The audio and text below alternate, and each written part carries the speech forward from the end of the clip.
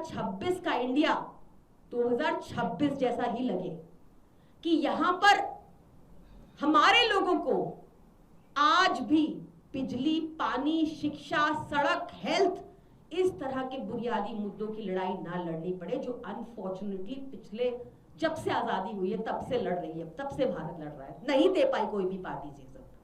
अरविंद केजरीवाल वो व्यक्ति हैं जिन्होंने इन बुनियादी जरूरतों को पूरा करके लोगों की प्रोडक्टिविटी को बढ़ाने का काम किया, और इसके कई प्रमाण हैं, including the results we saw in Delhi schools, Delhi government schools and Delhi private schools during the tenure of Arvind Kejriwal ji.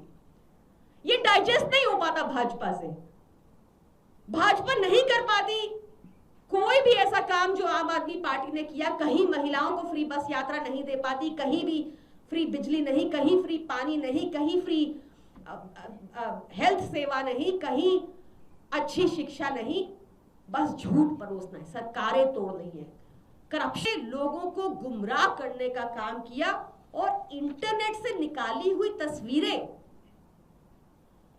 Pinterest के ऊपर से निकाली हुई तस्वीरें, उनको झूठ तरीके से जनता के सामने परोसने का काम किया। मुझे लगता है उनको माफी मांगनी चाहिए सभी लोगों से ये झूठ दिखाने के लिए, और मुझे लगता है कि जो भी मीडिया उनकी झूठी खबरें चलाए वो जरूर साथ में अपने अंतरात्मा की आवाज सुने, और ये सच्ची तस्वीरें जो पिंटरेस्ट से उन्होंने डाउनलोड करके निकाली हैं, ये जनता के आगे रखें और बताएं किस तरह से दुष्प्रचार और झूठ फैलाती है भाजपा। धन्यवाद। मैम, एक सवाल है कि आज प्रवेश वर्मा ने प्रेस कॉन्फ्रेंस कर रहे थे, तो उन्होंने केजरीवाल के खिलाफ रहमान टगैत का शब्द उपयोग किया था, उस पर आप क्या कहेंगे? देखिए, ये भाजपा की जो नॉर्मल स्पीकिंग कल्चर है, जो उनकी लैंग्वेज है, ये वही शब्दावली का उन्होंने प्रयोग किया। BJP is devoid of any intellect, BJP is devoid of any conscience, it is devoid of any merit, and it is currently running only on lies, only on scams, only on corruption. ये भाजपा का चरित्र है। प्रियंका,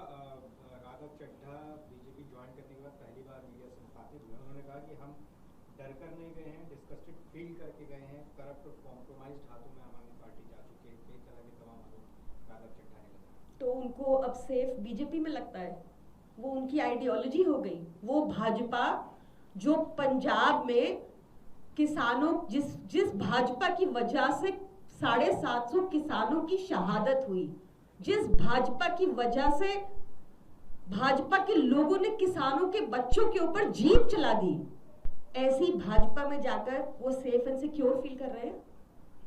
पंजाब के लोगों को धोखा दिया है राघव चड्ढा ने। राघव चड्ढा,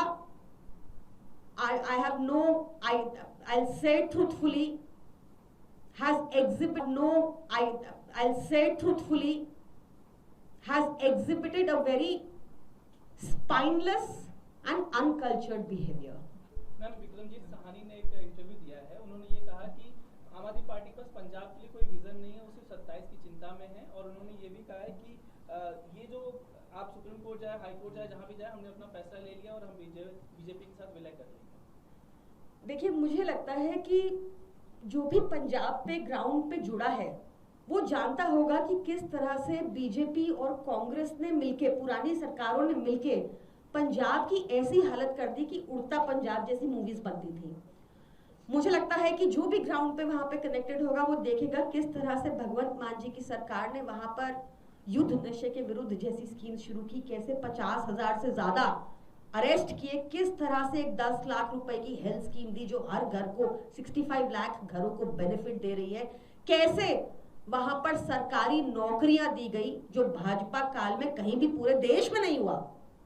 कैसे वहां पर दी गई। तो मुझे लगता है कि anybody who is connected with the ground their nose जिस तरह का आम आदमी पार्टी ने वहां काम किया है, चाहे 300 यूनिट फ्री बिजली हर घर को देना, 90% पंजाब का बिजली का बिल नहीं आता, ये सारे काम जो आम आदमी पार्टी की सरकार ने दिल्ली में किए थे, चाहे महिलाओं को फ्री बस यात्रा देना, वो सारे काम शिक्षा रिलेटेड, हेल्थ रिलेटेड पंजाब में किए हैं, और पंजाब को रंगला पंजाब बनाने का हमारा मिशन भगवंत मान सरकार जी के अंडर कंटिन्यूड है। सवाल रहेगा कि दिल्ली में सीज फायर को लेके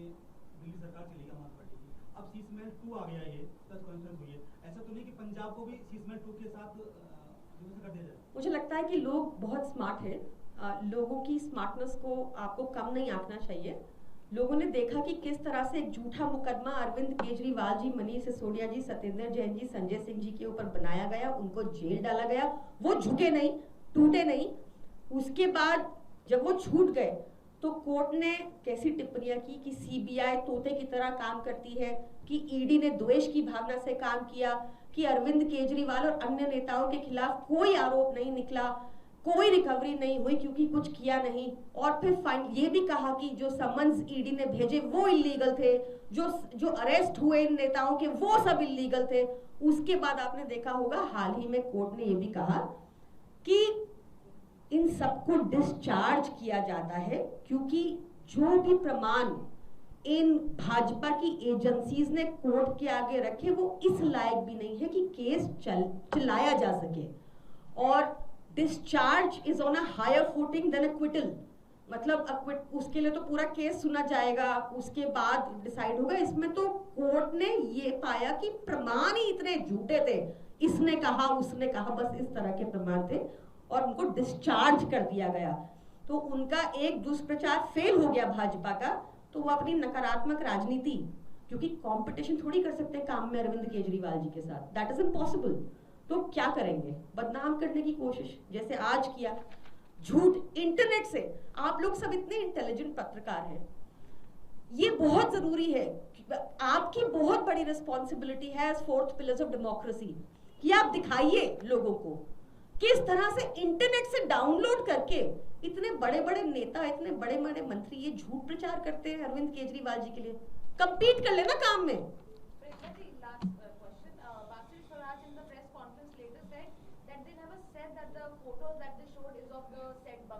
Oh great, then the MP does not agree with what the minister said or possibly did not hear what the minister said in the previous press conference. I mean it's या तो वो decide करके नहीं आते, उनको पता नहीं party line क्या है, और झूठ के पैर तो होते नहीं, टिकता का एक पीसी में भी नहीं टिका, आप बता रही हैं। एक सवाल अगर आप चड्ढा को लेके, उनके वीडियो वायरल हो रहा है कि बीजेपी पार्टी बहुत भ्रष्ट है, कभी उसके बाद राघव चड्ढा वहां पहुंच गए हैं, तो उसके लिए आप क्या कहते हो? ईडी सीबीआई का ये डर है क्या है? देखिए, राघव चड्ढा जी के ऊपर भी डीजेबी में एक इरेगुलरिटीज का केस चल रहा था, everyone is aware about it. Swati Maliwal ji के ऊपर भी चल रहा था, वो आज सुबह मैंने सुना डिनाई कर रही है, कोई केस ही नहीं था, इट्स ओपन पब्लिक नॉलेज, कोई भी देख सकता है। अशोक मित्तल जी के ऊपर भी हम सब ने देखा कि ऐसे 2 दिन पहले ही ईडी की रेड हुई थी और किस दबाव में उनको लाया गया। तो ये बीजेपी की पुरानी मोडस ऑपरेंडी है, उनका ईडी सीबीआई का दुरुपयोग करना। अगर ठीक जगह पर ईडी सीबीआई का